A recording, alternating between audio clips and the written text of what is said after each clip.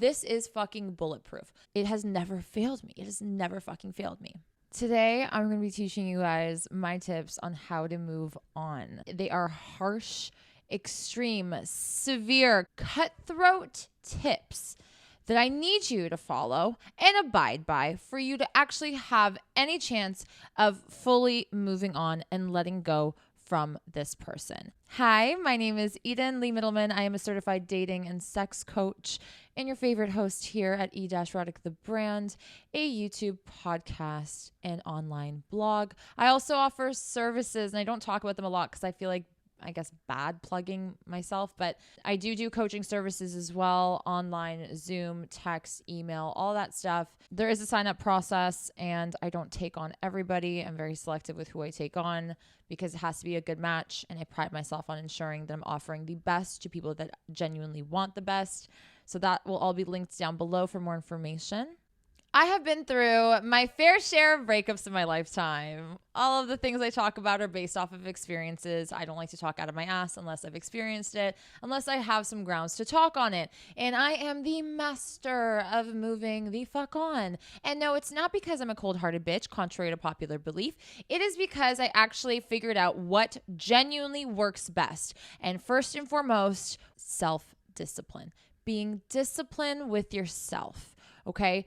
Everything I'm going to tell you requires you to really put your big girl, big boy pants on and not give in to temptation, weak moments, sad moments. And I'm going to give you a formula as well on how to overcome those weak moments when you feel like, oh my God, I'm going to text him. Oh my God, I need to text him. Oh my God, I'm this. Oh my God, I'm that. I'm feeling lonely. I'm feeling sad. All that shit. Okay? We're going to work through that. First step with moving on, you guys have heard me talk about this several hundred fucking times, and everyone will tell you this: delete, block, mute, get rid of them. They should have no way of contacting you to ruin your healing process, which oftentimes a lot of sneaky little motherfucking exes do.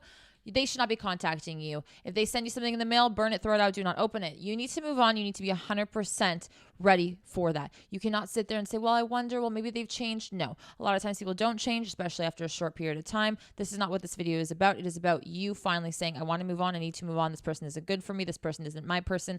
I'm going to get the fuck over them. That means you need to cut all ties of communication. There should be no way of them communicating. I want you to go through your phone. I don't want you to be like, oh my God, I forgot that I had him on Snapchat. Like, no, you didn't, bitch. No, you didn't. Okay. It's time to really fucking cleanse your entire phone.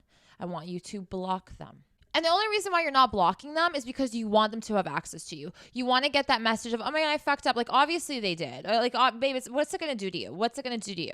You want to give them a second shot to hurt you again? No, don't be stupid. It has to be clean the fuck cut. All of my breakups, almost all of them, were clean as fuck. Like, burnt all the bridges, gone, donezo. Do not want to speak about you. Do not want to see you. Don't care. Been blocked for years. Have I ever unblocked an ex? No, bitch. Will never. I don't even care if that was 10 years ago. I don't need people that were in my past or that are now in my past to come back into my present or future. It is irrelevant. What's done is done. I let things go. And you know why? Because I don't believe that there is a shortage of people on this goddamn planet. And I believe that the right person for me will not pass me by. And I won't have to be in a predicament where I have to block them. Do you know what I'm saying? So when you start to think of things that way, let go of things a little bit more, have a healthier mindset, this won't be as difficult. It'll just make sense. So once you've deleted them, their friends, their mothers, their sisters, their brothers, even if you're on good terms with them, you don't need that. And let people say what they want. If they're like, oh my God, she's hurt. Oh my God, she's this. Like, bitch, think what you want. I'm just mature. I don't need to keep tabs on you. I don't need to see you. I don't need it to bother me if I do have a moment of weakness. We're human beings. Like, you know, we can pretend like we're cold-hearted and like, oh my gosh, shit doesn't affect me, and like post on Instagram to get attention, whatever. Like, at the end of the day, I'm like, bitch, I've done that. Bitch, I've been there. I'm not going to lie to you, right? But at the end of the day, it doesn't really matter what people think. As long as you're on your healing journey and you're doing what needs to be done to help, you're good. Second step, I want you to have a week to 2 weeks of mourning the loss. Okay. A lot of us jump right back out there. We don't want to be in a funk. We don't want to experience the sad emotions, you know, going through that. It is the most uncomfortable, painful experience ever. And I get it. But here's the thing. Get it over with now so that it does not drag on down the line. You might think you're good because you're out and you're drinking and you're fucking around and you're with your friends and you're doing things you couldn't do when you were dating and all that stuff. And you think it's like a whole new world. Oh my God, why did I ever need to date? I will never date again. Like all of that nonsense. What happens is you're suppressing, and you're, what I like to say is self-medicating, feeding yourself distractions so that you don't have to face the reality of things. And when you're home alone, it hits you like a fucking pile of bricks. And those pile of bricks will only stack on and become heavier and heavier as time goes on, because you have not actually dealt with the first layer, then the second layer, then the third layer, and then, done. We're over it. You're barely taking care of yourself. You're barely honoring your feelings, honoring the experiences you just went through, the good and the bad, right? And when we sit there and we go through these things, people ask me like, you know, how do I go through these things? Like, am I supposed to cry? Am I supposed to like lose my mind? I don't want to lose my mind. You have to be in a safe space. You're home somewhere private, or maybe even with one friend that you trust, and vent and cry it out and talk about it and journal and make a video. You know, don't post it. Just, you know, vent it out. Take it out, talk to yourself, like just do these things so that you can actually hear in your own words what you feel. Because sometimes we actually get lost in translation with what we feel and what actually comes out of our mouths. It requires your brain to process your emotions and then create words. In order for the brain to do that, it has to make sense. A lot of feelings don't make sense. We choose to give them meaning. And so when we're talking, we start to fill in the gaps of, okay, I thought I felt, you know, really emotional about this, but turns out I'm just hurt because I'm betrayed. Or like, you know, you start to learn more about yourself. So don't keep it inside. That's why 2 weeks, I think, is a good amount of time to veg out, a week and a half, whatever, to cry about it, to journal about it, to let all of that out. And then I want you to hit the town. And I want you to hit the town in a mindful, meaningful way. I'm not going to say that I haven't had a few sloppy nights and, you know, did some stuff, all right, and had my fun in that regard. But there's also intentional fun. So I'm not saying, you know, having sex with a new partner is off the table. If that's what you feel like you need or want to do, then you can do it. But don't do it as a distraction. And when you give yourself that buffer time of mourning and just letting the initial heavy thoughts and feelings off of your chest, and to kind of ruminate and settle, then when you go out and do that, you'll be a little bit smarter, and you're not going to be doing that to drown out the noise. You're not going to have like an emotional mental breakdown when you're having sex with somebody new or talking to somebody new. It's still a possibility, of course, and keep in mind, the longer you were in touch with this person, the longer you were in a relationship with this person or friendship with this person, the harder it'll be to move on, just because of the length of time. Time actually does affect how quickly you move on from somebody. And, you know, there is a statistic, I'll try and find it somewhere, that I did read a while ago, where it takes like triple or double the amount of time of you being with them to actually fully move on from them. And the 2-week period is not you moving on and that's it. This is a whole journey. Everybody is different. Everybody's experiences with the said person is different. Sometimes you realize that you attach yourself to them and it was a very unhealthy attachment. It was a codependency that was there. All of these things that you need to then unwire and unlearn and take care of yourself and heal from. There could be traumas, all kinds of things. And based off of that, the severity and whatever else was involved, obviously is going to take a little bit longer. And I'm going to take a pause with what I was going at. If you have gone through trauma and if you have gone through, you know, things that are really hard to cope with and you do not have the tools for, go seek a professional therapist, psychologist.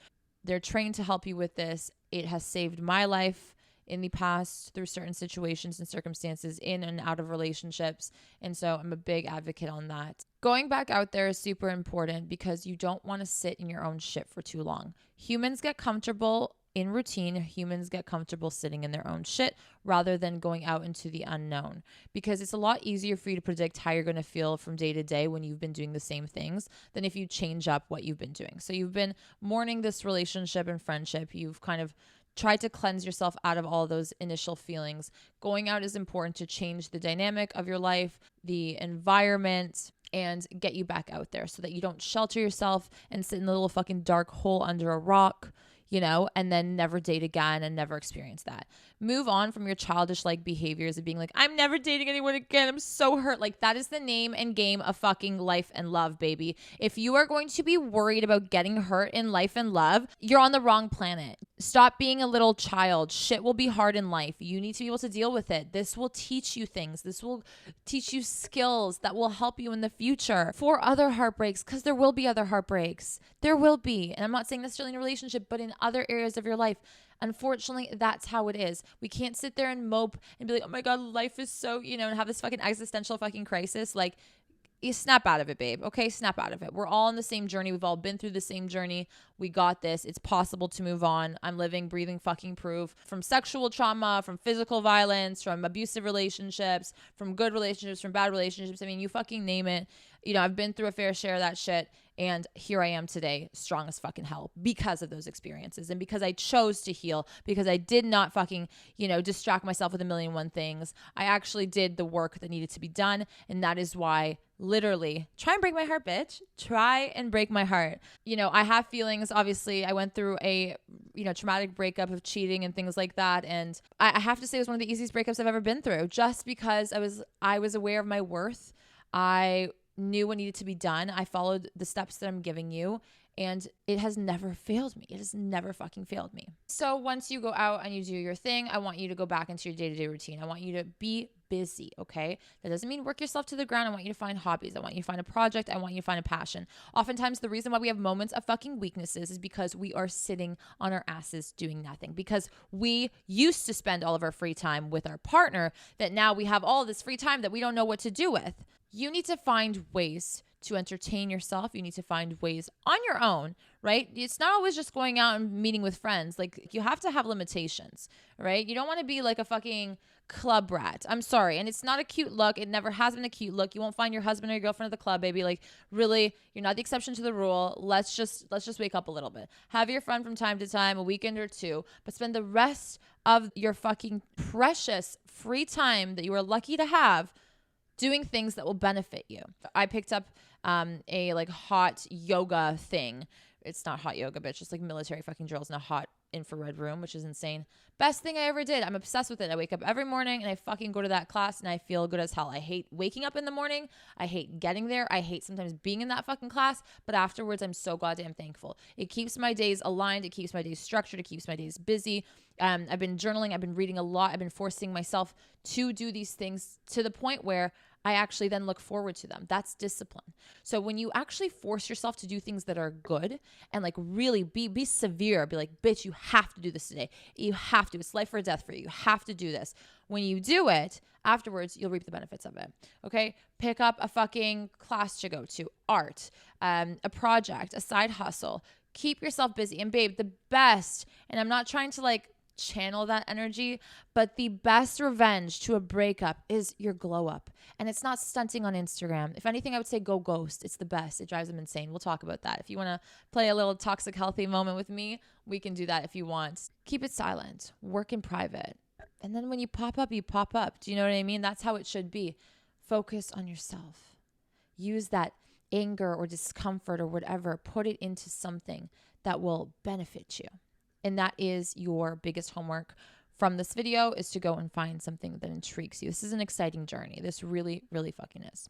Okay, if you made it to this point of the video, I have my 4 tried and true, okay? And I want you to write these down and I want you to practice this. This is fucking bulletproof. These 4 steps will prevent you from acting impulsively in moments of weakness. So throughout the breakup, even if you've gone through, your month, 2-month checkpoint, and you're up and down, you have good and bad days, which by the way is completely normal as long as you pull through and you don't resort to negative, bad things. You choose healthier alternatives, right? You reach out to a friend when you're going through shit.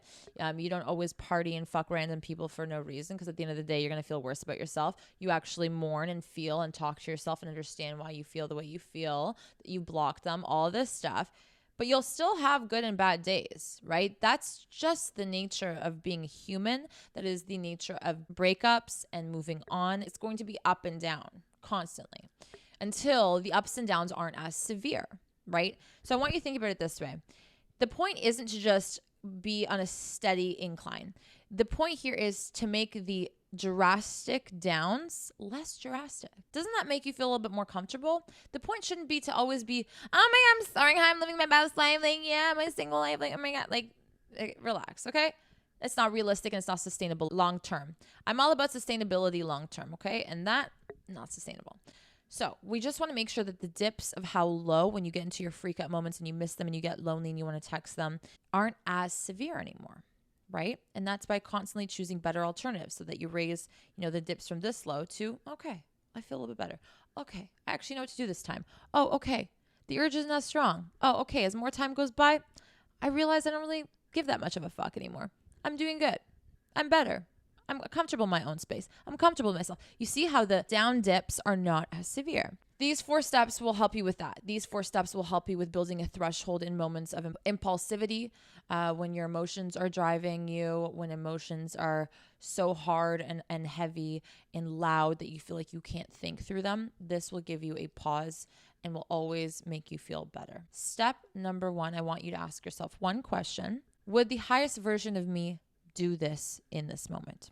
So that could mean, would the highest version of me, the best version, the person I envisioned myself to be, the best version of me, would he or she text them right now? No. End of story. Step 1's done and over with. Wasn't that easy? Congrats. You finished your step 1. 2 seconds. And all these steps are non-frilly, not difficult, we're not making kabucha mbacha, fucking terror TikTok, abracadabra. We're not doing any of that stuff. We're doing simple, tangible things that you can do in the moment at any point. Number 2, after you've done that, I want you to go nibble on something. Eat something small. Have you eaten today? Are you hydrated? Did you drink a glass of water, bitch? I don't think so. Those cups of coffee do not hydrate you, okay? Take a sip of water, a glass of water right now. Chug it. I want you to take a little snack, something healthy, an apple, a fucking, I don't know, cheese, crackers, whatever the fuck, nuts, nibble. Just something small, okay? After you've done that, I want you to go masturbate. Yes, step number 3, masturbation station, baby. A lot of times we feel impulsive because we feel lonely and our emotions are heightened and we need some sort of release. Now, masturbating is extremely healthy for you to do. It's important, okay? It's important. It's normal. Let's not get weird about this, okay? The porn that is involved in masturbating makes masturbation an unhealthy habit, right? Masturbating is a great way to connect with your physical body. And this is important too when you're going through a breakup, because a lot of us just look for the physical touch of somebody else to make us feel, good or whole or whatever. This is a way of you reconnecting with yourself. Okay. It's a spiritual thing. It's also a physical thing. It's also just fucking coming. All right. Like, it is what it is. And when you release that and when you experience that, you feel calm and you have clarity, right? We call it the post-nut clarity. After you come, you're normally like, wake up to your senses. This is kind of like a slap in the face, but like a nice sexual, great slap in the face. Once you're done, you'll feel a little bit more calm and less fixated on the problem, and it's not going to seem as heavy or as anxiety ridden as it once did a few seconds ago. Then, final step, take a nap.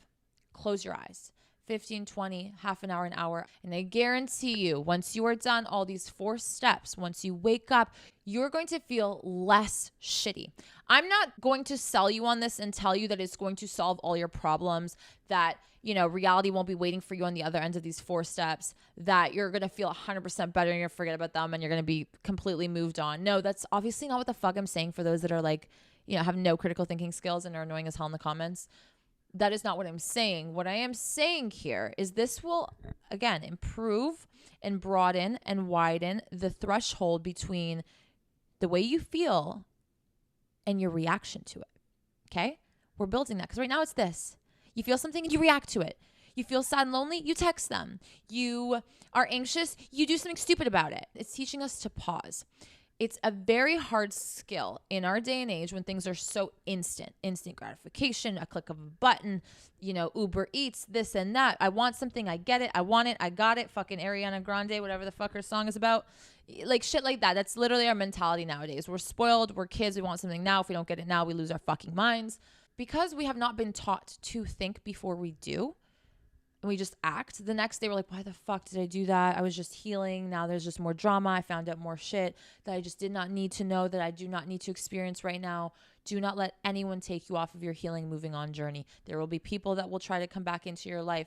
You need to put your foot down and say no. This is a test from the universe. You have to understand that. And this 4-step system builds your threshold, allows you to pause and think before you do anything. Double check, reconfirm. It might even change the way your mind thinks after you've done these 4 steps. Your mindset might shift entirely It might literally save your fucking life from doing stupid shit. And I'm not saying you have to do all the 4 steps, do little variations of it. I like to throw in a journal prompt from time to time if I have time. Instead of masturbating, if I'm in public somewhere, I'll like write in my notes on my phone, or I'll take out a pen and paper and just like literally give myself the 3rd degree. Like I will ask myself questions about why I feel the way that I do. Why are you freaking out? But what's the point? But what's this going to do? Is this going to help you? Is messaging going to help you? Are you going to hate yourself tomorrow about it? Probably. Okay, well, I'm not doing that. Okay, what would the highest version of you want?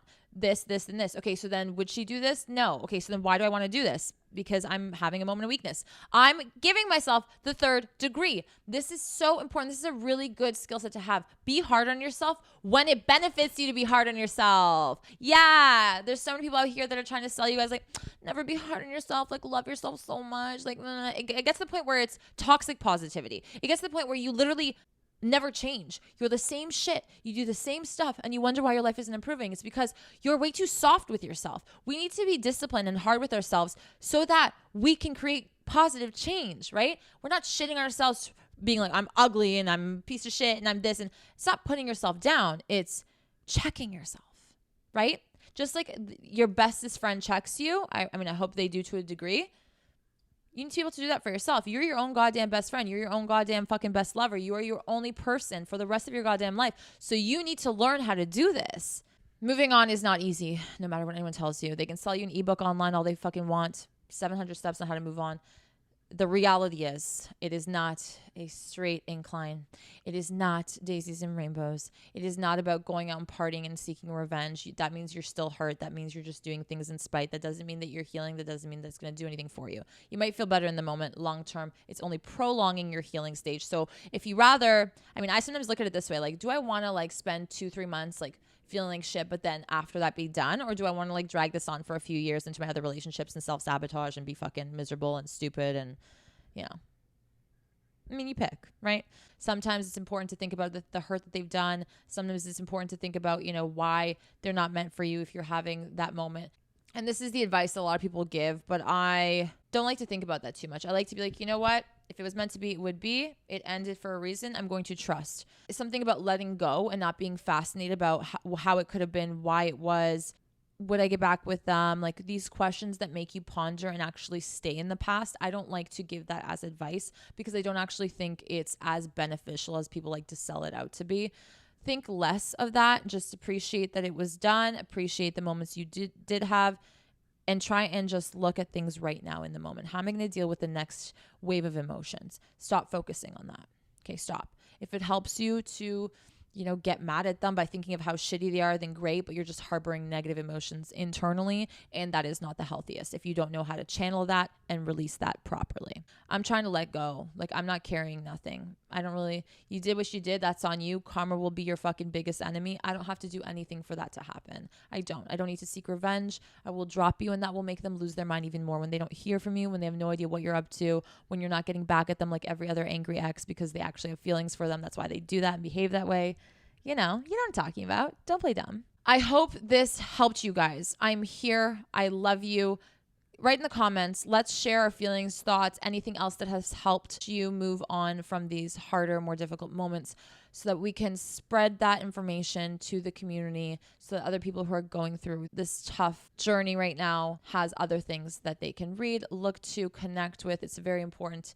I want you to know that you're not alone. I've been through my fair share of fucking dirty, nasty, messy breakups, but these steps have truly saved me and allowed me to always move on, feeling lighter and happier and healthier. And I'll tell you, every single time I've done that and stuck to my guns and was very disciplined with myself, I always was able to look back and be like, wow, I'm so thankful. And I know exactly why that person was not for me. And there's always somebody better that ends up walking into my life. Don't forget to give this video a thumbs up and subscribe to this channel. It really means so much to me that you guys are supporting me. I have so many videos coming. Don't forget to rate this podcast 5 large and in charge stars. Thank you so much for spending your time with me. I'm sending you all of my love, and we'll see you back here very soon.